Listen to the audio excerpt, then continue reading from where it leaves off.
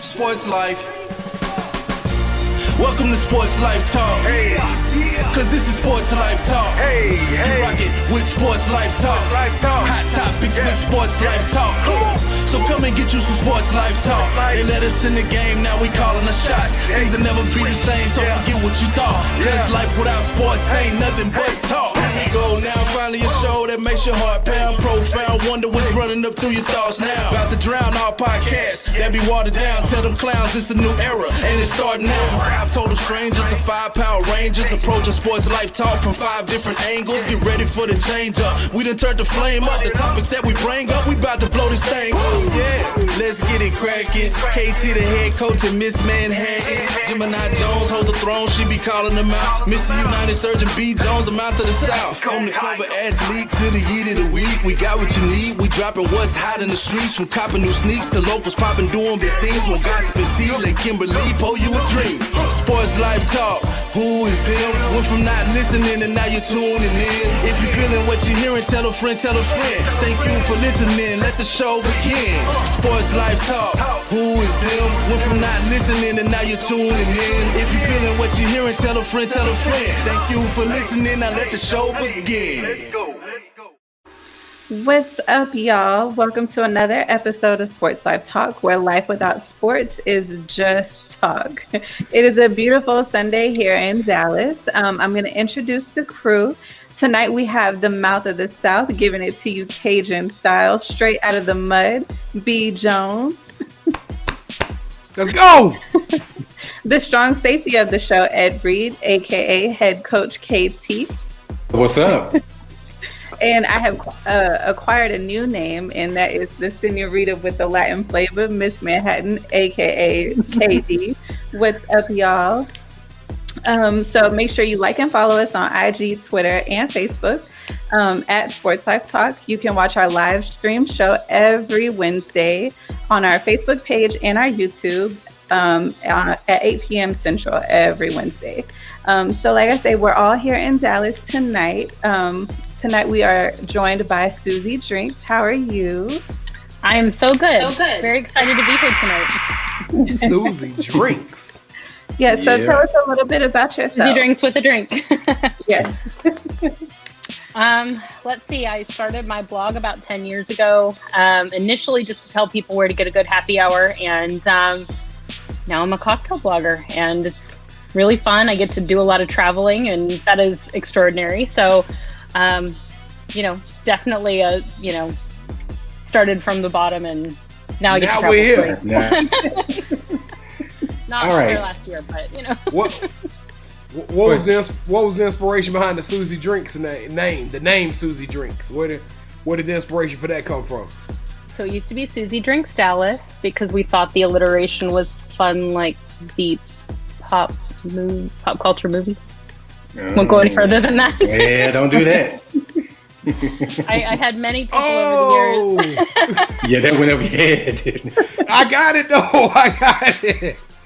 I had many people over the years call me Susie Does Dallas, and that was not acceptable. But I do own the URL in case somebody goes to it, and then we forward it. It's fine. All right, so Susie, in order to initiate you into the SLT Nation, you have to give us your top 5 hip-hop artists. Oh, okay. So I love 2 Chainz. I'm just gonna say that. 2 Chainz. But I have lately kind of loved DaBaby, DaBaby. Lil Wayne for sure. Lil Yachty. Weezy. And I like some Cardi B sometimes. Okay. If I don't have to watch the music videos, I like the music a lot better. Well, we're just gonna let you speak on that because Okay. Anyway, all right. So I was looking through your Instagram, and I think I know the answer to one of these, but can you give us your favorite sports teams? Steelers. Yeah, I saw that. I was like, oh my gosh, I got to do better. Well, 10-0 is not anything to sneeze at. Oh, she humble bragged. Oh, wow. I don't think we could be doing much better. Damn, Day. Hey, I just got Nate Robinson, huh? She just knocked me I out. know. Hey, Wow. she just put you to bed, man. Go grab you a blanket and a pillow, Cam. Might as well.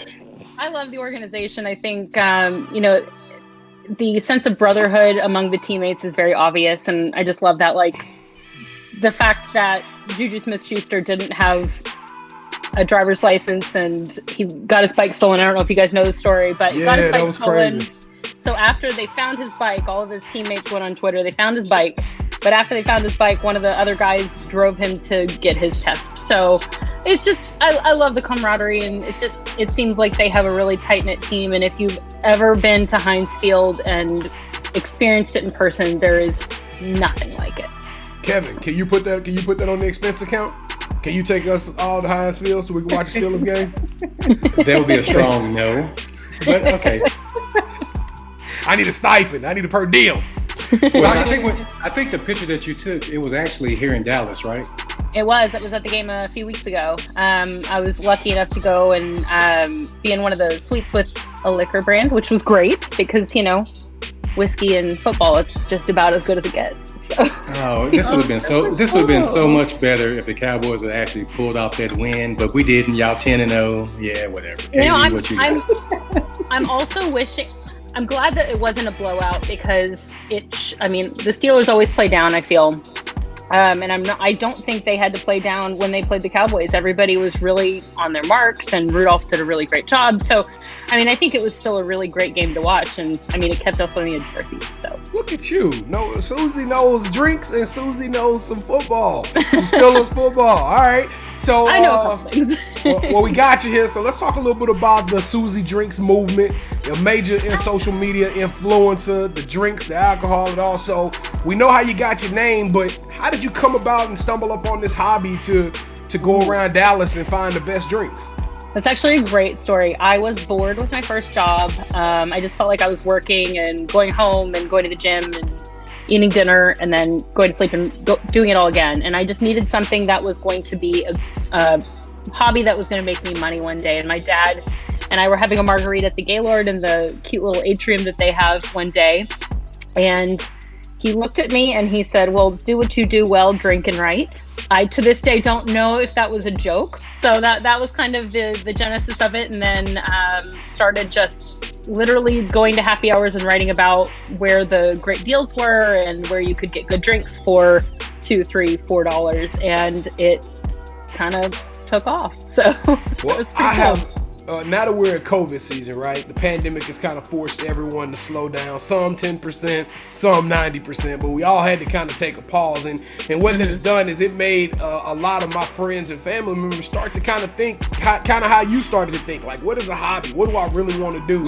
And how can not only do what I love to do, but how can I monetize it? So what three things does anyone who is starting in this industry, what do they need to know?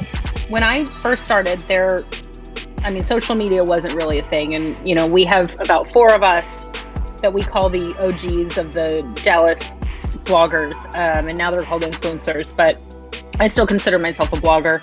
But now there are kids coming out of school with social media degrees. And it's wild because they come out of it knowing what we've taken the last 5-6 years to learn on our own.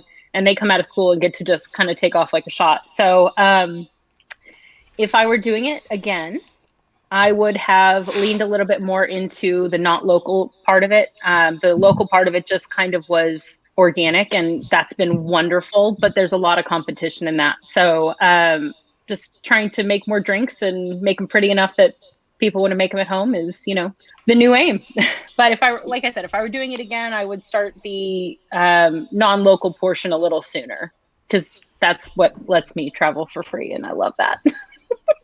Okay, so you said something about getting a degree. What did you say about that as far as social media? You can get degrees in social media now. You can go to classes and actually graduate with a degree in social media. And I just find that absolutely crazy because everything changes so fast, especially when I first started doing it. What I am doing now, and my dad jokes about this all the time, it was not a job when I was in school. So it's just very interesting to see how people are pivoting and learning how to do this and make tons of money. It's pretty crazy seeing how much money people make doing this. But yeah, I would have probably leaned into it and taken it more seriously a little earlier on. I kind of just let it grow organically and shouldn't have done that. So, But letting it grow organically, you meet, I think you create partnerships and friendships and relationships that kind of help you down the way. So I don't think it's like such a for sure. bad thing. No, definitely not. Actually, I mean, most of my best friends now are people I've met that have their own blogs, and we have a blast going out and doing events together. But I think, I mean, I didn't quit my job until 5 years ago, which gave me the ability to do what I'm doing now. Before 5 years ago, I was working for agencies, and it was great. You know, I knew where my paycheck was coming from, but if I got an offer to go to Chicago the next day to go to the James Beard Awards, which has happened, I couldn't have done it, but now I can. So Cool. it's been a very different experience. So what would you say has been your biggest customer success story? That's a great question. I've gotten to be a lot more hands-on with some of the brands that I work with lately.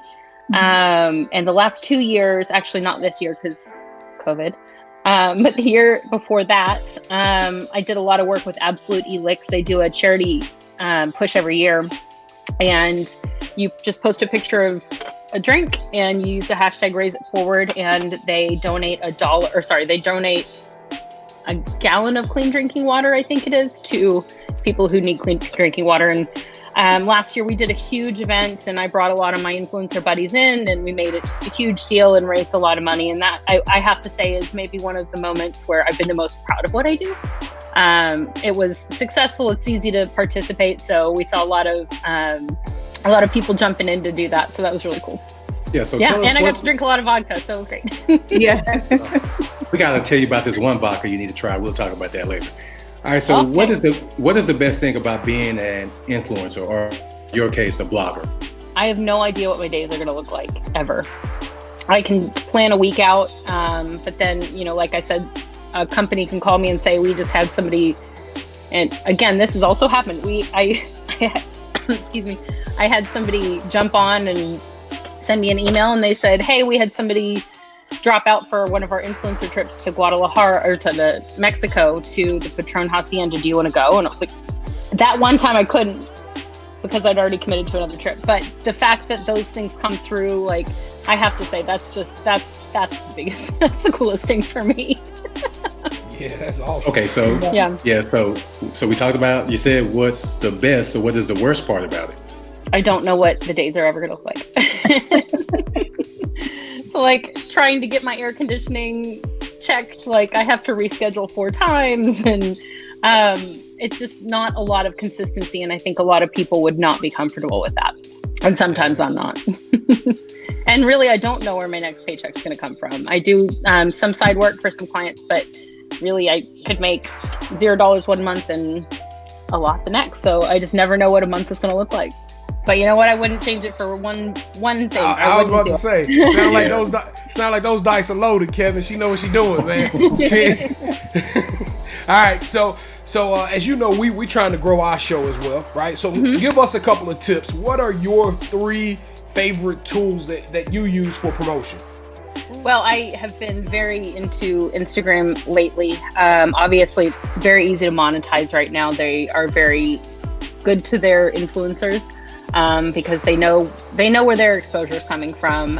TikTok, I think, you know, I can't begin to explain TikTok. I have a friend that has 175,000 followers, and she's only been doing it 2 months. So I would say maybe that's something you guys can look into. And wow. Well, I just created a TikTok yesterday, as a matter of fact, for SportsLifeTalk. So let's see where they go.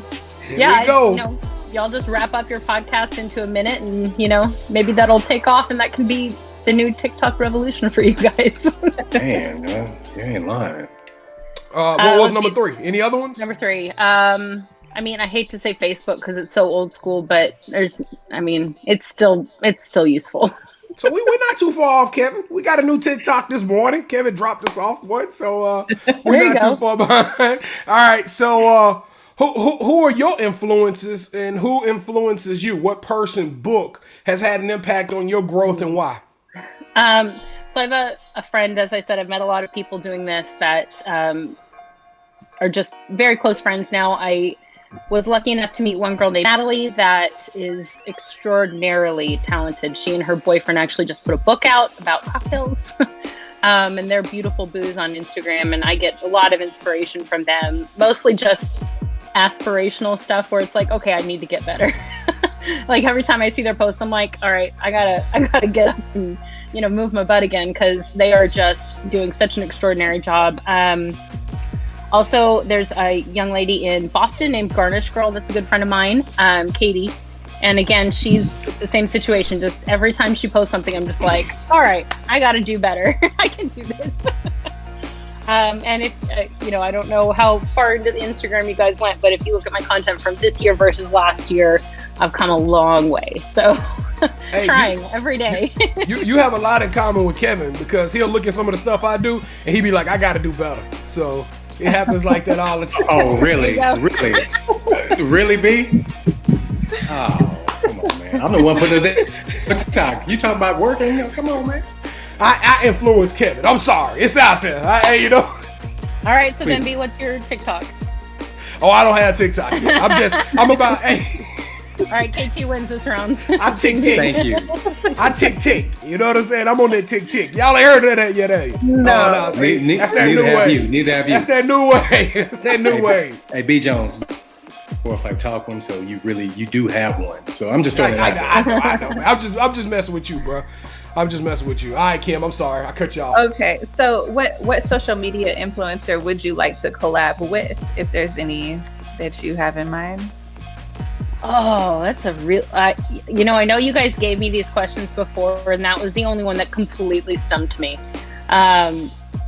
Mostly because the people that I work with are usually brands, but, you know, I actually don't have an answer for that. And don't have an answer for that one. Okay, what about a brand? What brand would you like to work with that you haven't yet already? So Maker's Mark is one of the reasons why I have really gotten into what I do. I think they're an amazing brand. They do a really great job. I love the family history behind it. I'd love to do more work with them. And as I said before, Absolute Elix, I think they just, everything they do is so top drawer, and they just really do an incredible job with everything they do. So working more with them, you know, any whiskey brand that wants to work with me, I'm totally into it, because, you know, I love whiskey. What's your current favorite whiskey? So this is Tullamore in here in my hot toddy. And actually my dog, who is right here, and I can maybe cheat you guys down to see Tully, is named after it. What's his name? Oh, his name is Tully. He's so cute. He's a little butthead. But he's named after Tullamore Dew. So that's, I'd say, my favorite Irish whiskey. And really the rest of it, it depends what mood I'm in, what time of day, what I'm doing after, what I'm eating, how active I have to be for the rest of the day. Because if not, I'm going for scotch. But yeah. So when you drink whiskey, do you mix it? Do you make a mixed drink, or are you more of like drinking it straight? Like, what's your preference when it comes to whiskey?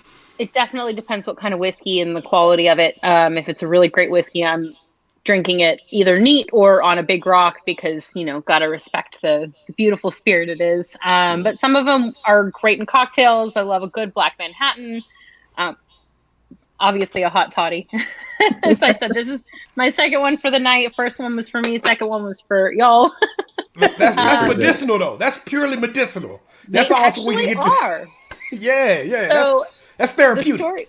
The story behind the hot toddy, every piece of it actually is medicinal. The hot water is to help soothe your throat, as is the honey. The lemon is supposed to help break up what's happening. The cloves actually have an active ingredient in them that are supposed to act as a sort of anesthetic. Not anesthetic. Is that right? It kills germs. And then the whiskey obviously just, you know, makes you not care that you don't feel good. So yeah, interesting. There you go. Well, you sound like a true drinker. So you and KD, y'all need to hang out, because I mean, she drinks her stuff straight too. Yeah. After 2 weeks from now, any day, you name it. Okay, perfect. Yes, it's funny because I went to the liquor store last night, and I always grab a bottle of wine and a bottle of prosecco or champagne. And last night I went in there with the intentions of grabbing a bottle of vodka, but I'm like, I'm so tired of drinking vodka, so I actually got me a bottle of whiskey. And I just drank it neat, but it's I think it's a new whiskey, and it's out of Indiana. I'll have to get the name and share it with you later. Indiana. Yeah. I wish I had that off the top of my head.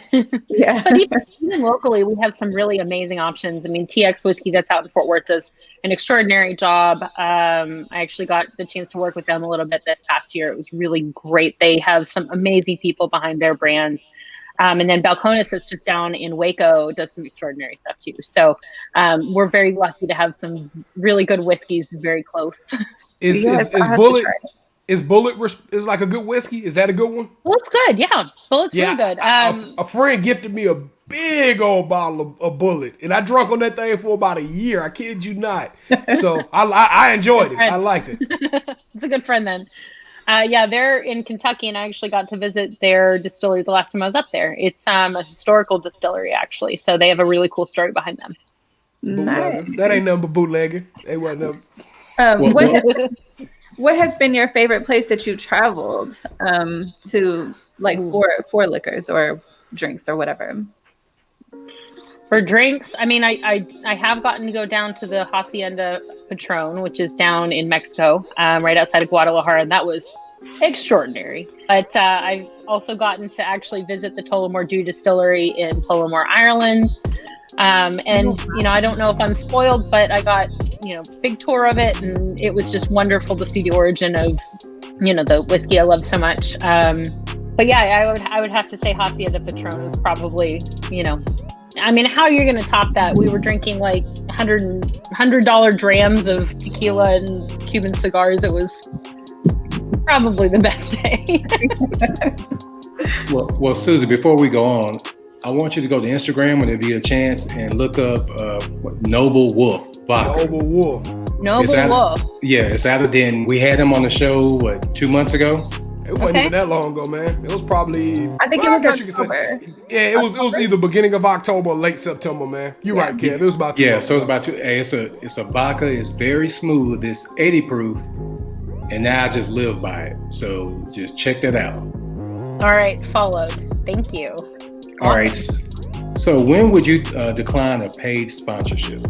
If they just seem like too much of a stretch, like you don't want anything to be like, "Hi, I'm Susie Drinks. Here's the mattress I love." Like it has to make sense for your brand. I'm not going to go try and sell socks to you guys. You guys don't care what socks I wear.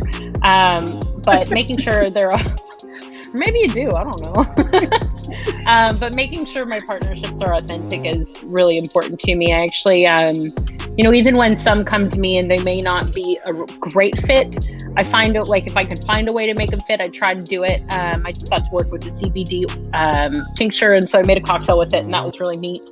But just having to find a way to make it fit, and if I think it's too much of a stretch, I'm not going to take money just to tell you guys something silly. If you weren't a blogger, what would you be doing? Practically, I'd probably be a baker running my parents' shop. We have a cookie and ice cream shop over here in Dallas. And I work with them sometimes, but if I weren't blogging, I'd probably be running that store, which would be great and a great opportunity. If you like Pokios, cookies and ice cream, it's good stuff. Well, what's the name of the business? What's the name of it? Pokios. Pokios, okay. Our specialties ice cream sandwiches. So if I weren't doing this, I'd probably be slinging ice cream sandwiches. Where's Pokios located? Mockingbird and 75 by SMU. Okay. Man, I'm gonna tell you something. Do y'all remember I told y'all about an ice cream? Oh, never mind. I went to the Cauldron, but it was right there. Yeah, it was right there close to where you were. I'm gonna check that Pokios out. Yeah, you should. It's very good. Yeah, and we'll make sure we give a shout out on our show about that, because we have like a local business that we try to push out there and promote. So cool. We got you. Yeah, we got Pokeos this week off top. Yeah. All right. So you talked about how fun, how chaotic, how suspenseful that your life can be, right? It's something new every single day. So if you could tell us what just an average week looks like. What does a schedule for Susie Drinks look like? Is it wake up and get on the computer? Is it go to meetings? What does a typical week look like for you? So as I said, I do have some clients that I do some work for. So a typical week, I usually have a couple of meetings with my clients, maybe a photo shoot here and there. And then probably 2 to 3 different events that I go to for Susie Drinks. Lately, I've been doing a lot of virtual tastings. So they send you the kit and you get on your Zoom and taste along with them and do some learning. So I'd say 2 or 3 of those. And then just keeping my head down and doing photo shoots and coming up with cocktails for you guys and making sure that I don't get boring. Wait a minute. So I must have missed something. So you actually create the recipes for a lot of your cocktails? For some of them, yeah. Wow. Is there any type of inspiration that comes to you? Like if let's say you have this, please forgive me if I butcher this, Telmar soup? A little more. Telemar? Okay, so you get Telemar. How do the recipes come into fruition? So I don't think there are really any new recipes anymore. It's just different takes on recipes that are already out there. So I usually go through and find something that inspires me. So I'll look for a classic cocktail and say, how can I change this up? How can I make it more exciting? How can I try something different? Add some spice or add a sub out a vermouth for a digestif or something like that. So try and see how I can kind of remix a cocktail that's already out there and really highlight the spirit that I'm working with. I think that's, and of course there are some people that are coming up with new stuff, but I'm not on that level. All right, now I can already tell just from hanging out with you for the last 30 minutes that you are an extraordinarily resilient person, right? You're not feeling well, yet you grabbed your favorite hot toddy there and you came and you rocked with us. So what do you Susie Drinks do when the going gets rough per se, right? What do you do when things get kind of tight and tough in your business? What motivates you to keep going? It's a great question. I've had to face that one a lot this year, as we all have. I think it's just the bar industry, they say, is the one industry that's never going to go away. Spirits are here because times are tough, people drink. Times are great, people drink. So just knowing that what I do, there's always going to be a place for it. Whether I'm writing about it, I do write for a few publications, or whether I'm blogging about it or taking pictures of it. And there's always going to be a place for it. So knowing that, in a weird way, my job is kind of secure. Just remembering that, after a couple whiskeys, everything seems okay. So I have to know, you guys asked me what I like to drink. What do you guys like to drink? What's a typical Saturday night? It's your second drink in. Okay, you go, KD. Yeah. No, KD, you're the drinker. Kevin is a consistent drinker, though. He probably got a drink down there somewhere right now. Who, me? Or no, Kevin. Oh, no, yeah. If I didn't have to work tomorrow at a school, I would. You're a certified bartender, so we know that we know you. Hey, well done. No, I'm talking about Miss Manhattan. Yeah, Manhattan KD, she's a bartender. Yeah. Impressive. I like to try new things. I'm not opposed to anything. I would say my current favorite is just the Bombay Gin and Fever Tree Tonic. Fever Tree, all their Gin and tonic, classic. Yes. I love it. Yes, all of it, and it's something about that the elderflower that's in the gin that's just so good to me.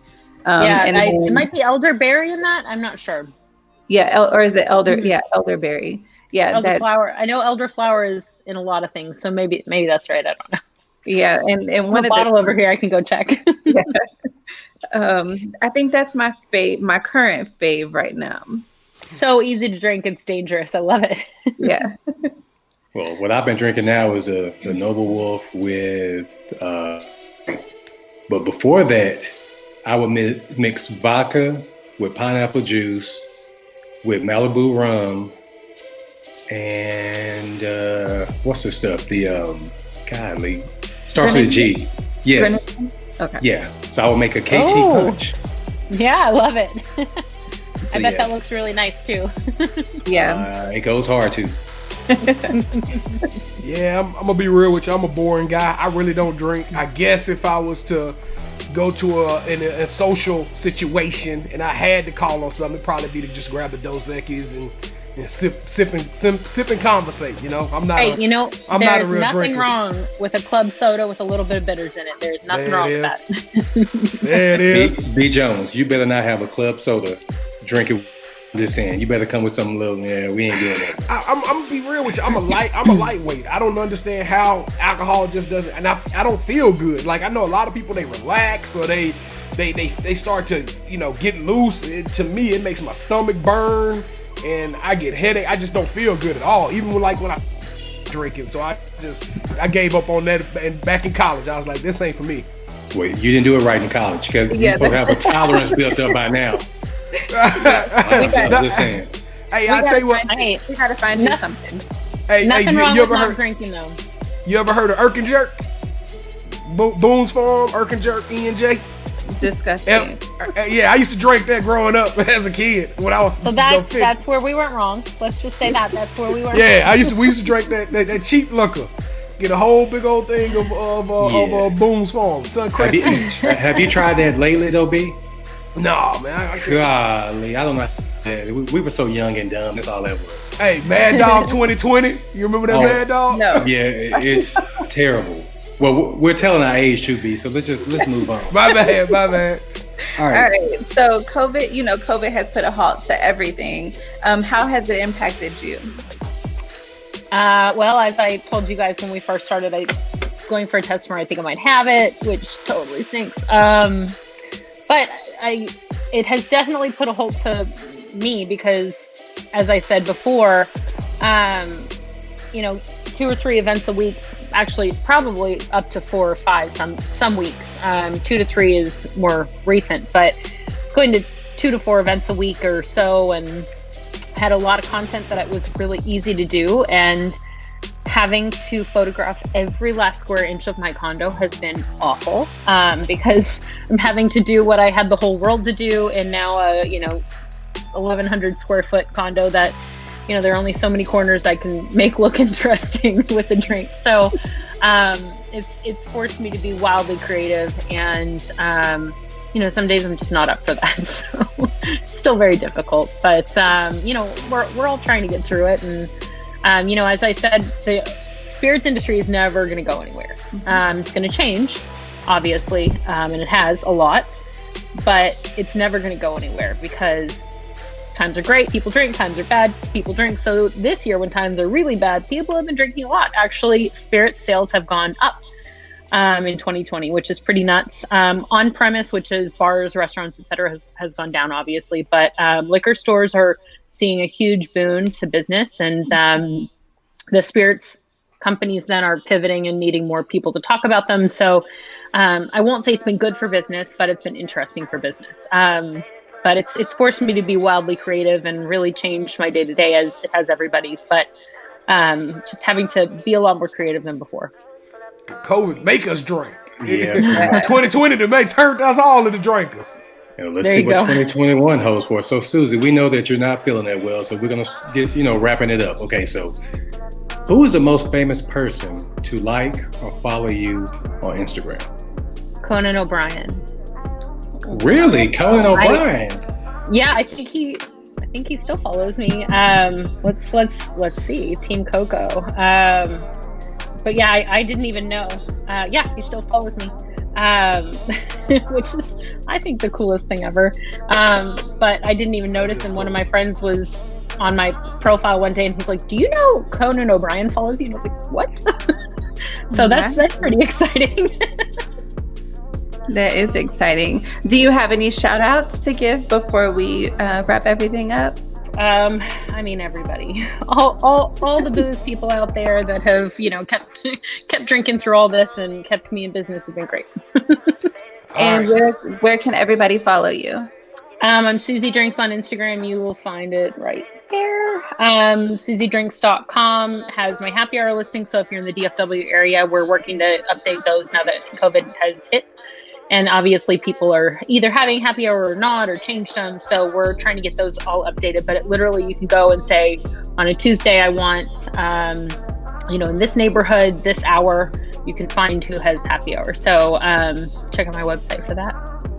All right, Susie. So Kevin, of course, he owes you lunch, and as soon as we get out of this pandemic, hopefully we'll be able to sit down with you one day, and you can give me your favorite drink or favorite recipe, and I promise you I'll try it. So, what are your favorite places to go, and where can the crew meet up with you when we get out of this pandemic? So I won't seem self-serving, but really I'd still be a huge fan even if they weren't my client. But Bowen House, I think, is end all be all in Dallas. They do an amazing job with classic cocktails. Absolutely extraordinary job. So I'm going to a dive bar. I'm going to Time Out Tavern. Let's see, or Ships maybe, play a little bit of pool. But I think definitely those are a couple of my favorites. One of my very favorite places in the whole world just closed, called Black Swan. It was down in Deep Ellum. Heartbreaking. And it wasn't COVID that killed it, but it just was bad timing. And that, I'm sad to say, just went away. But I'd say Bone House, Time Out Tavern. So this was the first episode of the Manhattan Project. So y'all go follow Susie Drinks on Instagram and check out her website, just like she said. Thank you for joining in another Sports Life Talk collab. Y'all have a good night. Yeet!